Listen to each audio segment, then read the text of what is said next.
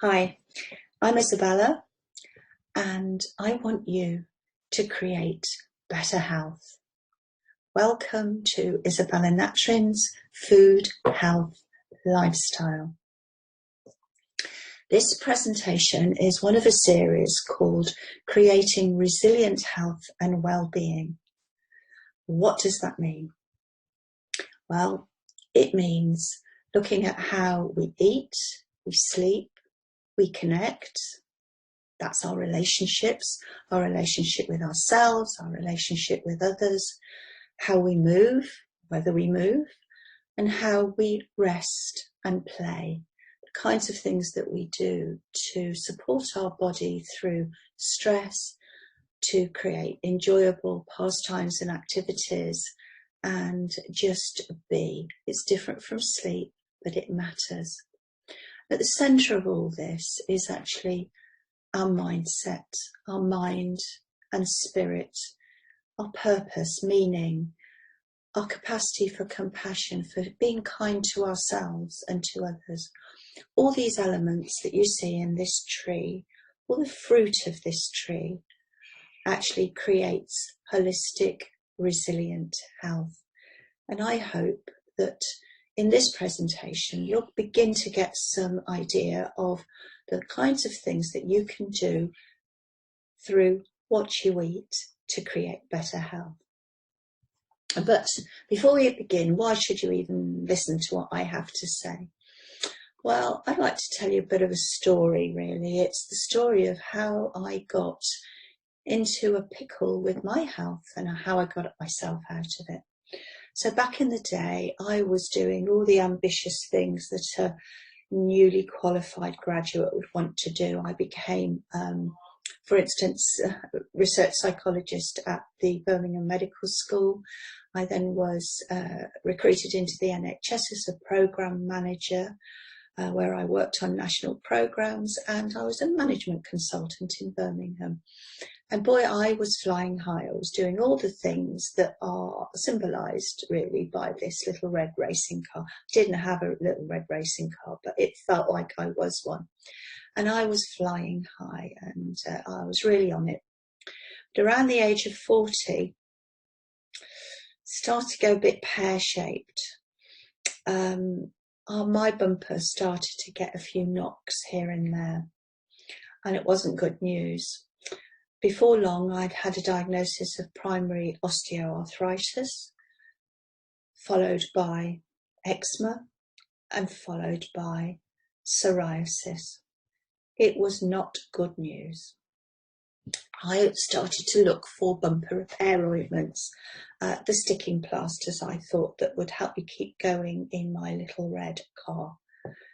So I tried painkillers, used them frequently to dull the pain from the arthritis, anti-inflammatories to damp down the inflammation, and injections to try and control the swelling and the pain in my knees. But unfortunately, it didn't stop. Before very long, the wheels started to fall off, and the body work itself was not very good. And finally, I got a diagnosis of a full-blown autoimmune disease, something called psoriatic arthritis. And it was not funny, it was very painful. I couldn't walk, my quality of life was ditched, couldn't do the things I wanted to do, and I was scared, silly, that my life was going to end up on sticks, at the mercy of a progressive autoimmune disease about which I had no control. So I took stronger medications, I had knee surgery, I had foot surgery, and finally I was offered methotrexate, which is a chemotherapy drug which inhibits the immune system. And at this point I ran. And I went back to my research days. I started to look at how my lifestyle might be affecting the progression of a disease that everyone said was not curable. I discovered the Weston A. Price Foundation, whose teachings and information and research helped me to understand about food. And I discovered ancestral and traditional foods. I rediscovered kinds of foods and the ways that our ancestors used to eat, and how that made their health outcomes very different from ours. And light bulbs went on. I discovered food is not just filler, but information. I discovered that food is medicine. I discovered that food builds the immune system. It builds immune resilience. Food is not just calories, folks. It's information. It talks to our DNA. It tells it what to do. And the most powerful tool to change our health and our environment and our entire world is actually on the end of a fork. Chronic diseases that we see in epidemics all around us are food-borne illnesses. We ate our way into this mess, and we have to eat our way out of it. So began a chapter of my life that I could never have imagined at the age of 40. I went to Ireland and trained as a chef at the Ballymaloe Cookery School near Cork. And I went there because it was an organic farm, and it helped me to re-understand and reconnect with the soil, with the way food should be grown, and with the classic and forgotten culinary techniques of our forefathers. I trained as a GAPS practitioner to understand how to heal and seal the gut.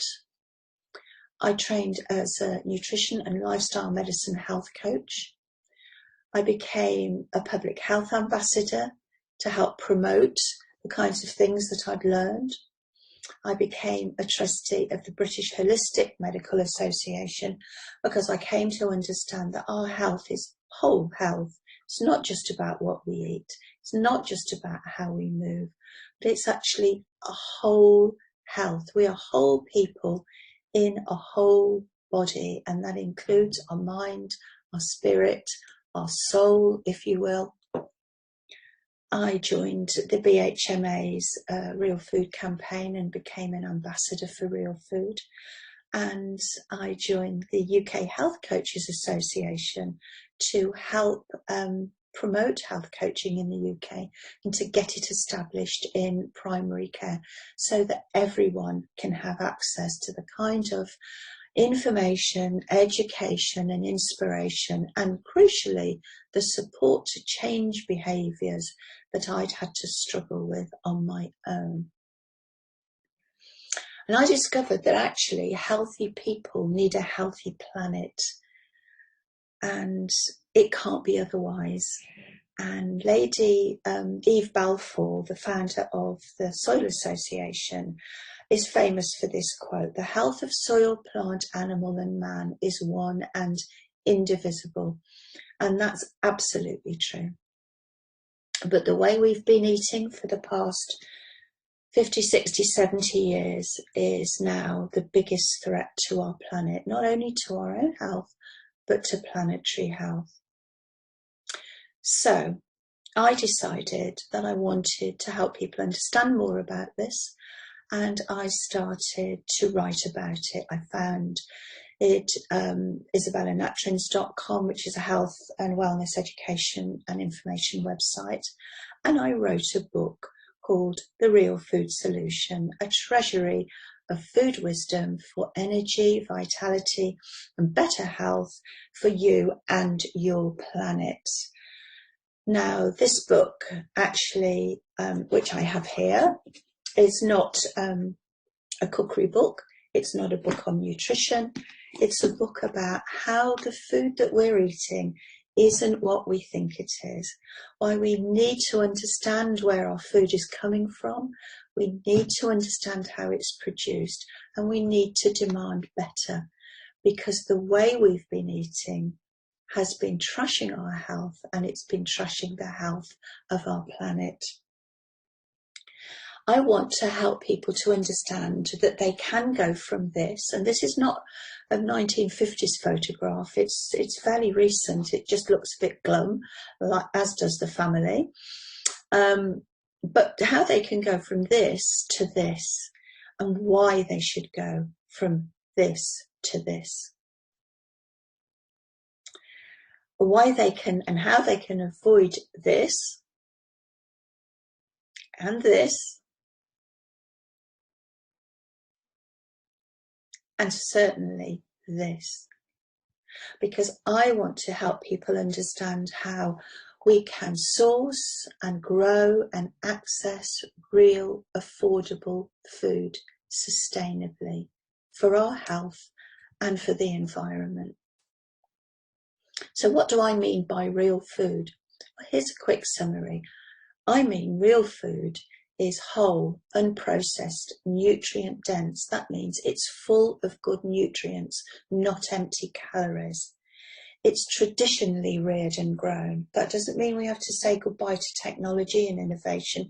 It means we need to use technology and innovation in service of the food that we grow and we rear, not become a slave to it and actually a victim of it. Real food is locally sourced and seasonally sourced. It's not, Spanish strawberries in December. It's not lemons from Peru in a time of year that we don't need to be eating them. It needs to be organic. Back in the day, all food was organic. It was cleanly grown. It wasn't covered and contaminated by the kinds of pesticides and herbicides and fungicides that we are exposed to today. The health implications of pesticides have been written about in legends, and we don't have access to this information. So I have brought you some information around that in the soil chapter of the Real Food Solution. It needs to be properly prepared and cooked from scratch. So we need to make time to create the kind of food environment within our homes that helps us build health and not destroy it by opening packets and adding hot water and hey presto meals and continual use of the microwave. And we need to eat it together at the table. You know, this is the traditional seat of culture. Culture and food are hand in glove. This is where we socialise our children, we create relationships, we discuss our day, we bond as a family and a community and a culture. We've lost it, and it's around real food that we will bring it back. So traditionally reared and grown, what do I mean about this? I mean grass-fed meats and poultry, cattle and poultry and animals that are raised on grass where nature intended, not fed grain, which is not their natural food. It doesn't create healthy animals. It doesn't make for a sustainable environment, and it's not the way to do things. We need to get back to slow cooked food, cheaper cuts, or the cuts that your grandparents or your granny or your auntie might have had, you know, actually in the larder every day, on the pot every day, not the lean meats, the lean meats, no fat, no muscle, no nothing actually of almost no nutrition in the modern cuts of meat that we are so used to today. So all these things that you see on the screen, you know, the bone broth, stock, offal is not awful, as I explain in the Real Food Solution. Organ meats, rendered animal fats, that's tallow, lard, poultry fats. All these are healthy fats when eaten in the context of a varied nutrient-dense diet. Truly free-range eggs, you know, eggs from animals, from poultry that scritch and scratch out in the fields, where, you know, they have a great selection of natural grasses to scritch on, where they have bugs, where they turn over cowpats and have a little forage for their protein. This is what chickens eat. They don't eat soy-based feed and produce healthy eggs. Wild caught oily fish, so that we have those omega-3s wild caught, because farmed fishing creates huge health issues for the environment and for the fish, and not least for ourselves. And unpasteurized dairy and butter, this is raw milk. This is milk that hasn't been processed, that comes straight from the cow, that's completely safe from certified milk producers, and is full of the nutrients that help us to digest the milk, that build our body. It's full of immunofactors that are powerful nutrition. We've forgotten all about it, and we've been frightened away from it. And I'd like to say that it's worth trying without question. It's worth, if you think you have a milk allergy, or at least a milk intolerance rather than an allergy, if you think you've got a problem digesting milk and you get windy symptoms or stomach issues, then try raw milk from a certified supplier. You'll find it's a huge difference. If you have an allergy, that is slightly different and you may not be able to tolerate it. But I thoroughly recommend that before you abandon dairy milk or completely, then do have a look at raw milk. And then my second choice would be goat's milk. So vegetables and fruits need to be local, need to be seasonal, and they need to be colourful. So those colourful, the reds and the greens and the oranges and the purples, even the white vegetables like mushrooms or fungi, as we say, they're all powerful healing foods. They need to be in our diet, and they need to be plentiful in our diet. Traditional healthy fats like butter, olive oil, coconut oil. Cultured foods like dairy and cheeses. The unpasteurized cultured dairy is extremely beneficial, full of probiotics, full of gut healing, gut healthy nutrients. Fermented foods like the kimchi that's really popular, sauerkraut, the fermented vegetables. There's a whole variety, many of which have, I have in the book. I explain how to make them, why they're good, what you can do with them.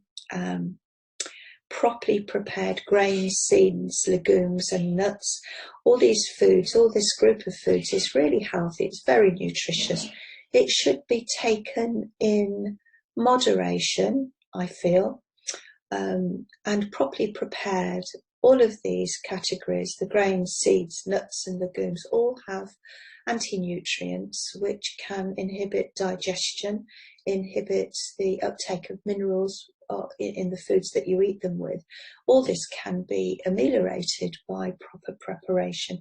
And our ancestors would have done this. Now, because we go for quick and convenience and we buy things in packets and tins, these kinds of processes have been abandoned to the detriment of our health. Herbs and spices are a quick, big win, and really we need to put them into our diet each and every day. In terms of by weight, they are the most nutrient dense foods on the planet.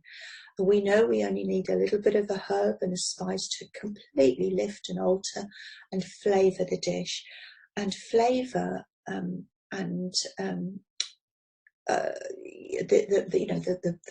aromas that we get from spices and herbs are signifying nutrition. It's Mother Nature's way of saying, eat me, I'm good for you.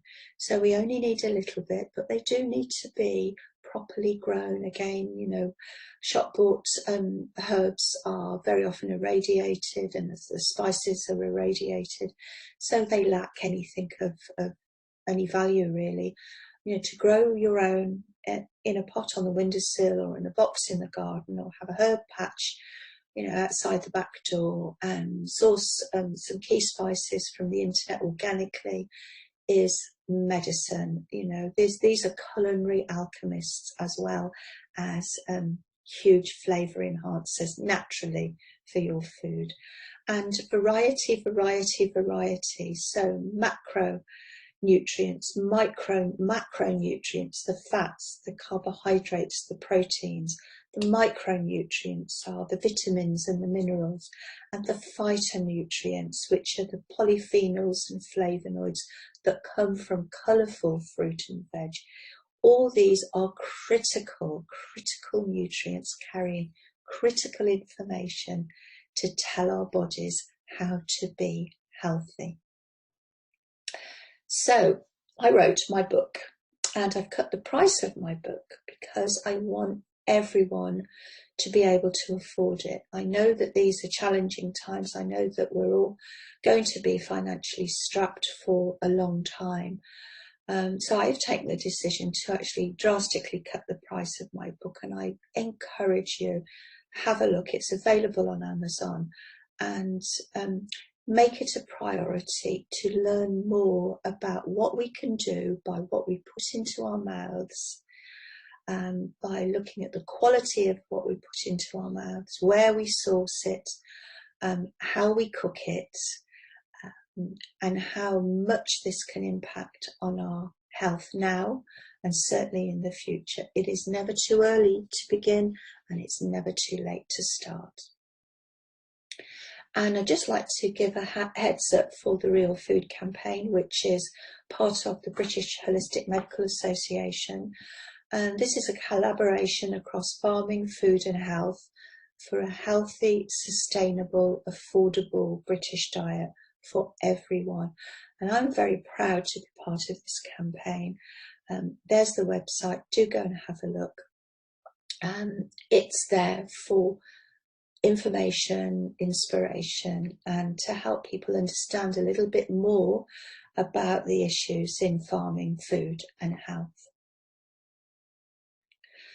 I'd also like to encourage you to have a look at my Immune Resilience series.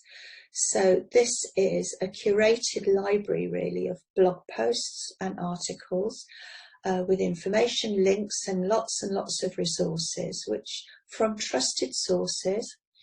And it's all about how we can regenerate our immune system. Now, this sounds very lofty. It means all of those things that you see in the diagram: how we eat, sleep, how we connect, our relationships, how we move, how we rest, how we manage stress, how we fix our mindsets and our motivations and create meaning and purpose in our life. All these things are critical to building a resilient immune system. And as you've probably seen increasingly in the press now and in the current circumstances, building up our immune resilience is the most important thing that we can do for our health. And yes, it does start with food, but it's not just about the food. It's about paying attention and doing small things in all of those areas. Rome wasn't built in a day, but we have time and opportunity now. We have time because it's been forced upon us. Maybe this is a good thing. Maybe it's now the opportunity where you can access resources that are user-friendly, interesting, and gathered together to help you really understand a lot more about how your body works and the kinds of things that we can do to help our bodies get stronger. So folks, it's over to you. I encourage you to have a look on my website. I encourage you to have a look at the Real Food Solution. And if you're particularly worried, concerned, or you have someone that you know is worried and concerned about their health and that they can't get to see their GP or their health provider at the moment, I do work with GPs. I do work with people in groups and individuals. I'm always happy to answer an email or have a conversation. So please do get in touch if you're worried. And I wish you well. I wish you health, and I wish you resilience. And thanks very much. Bye.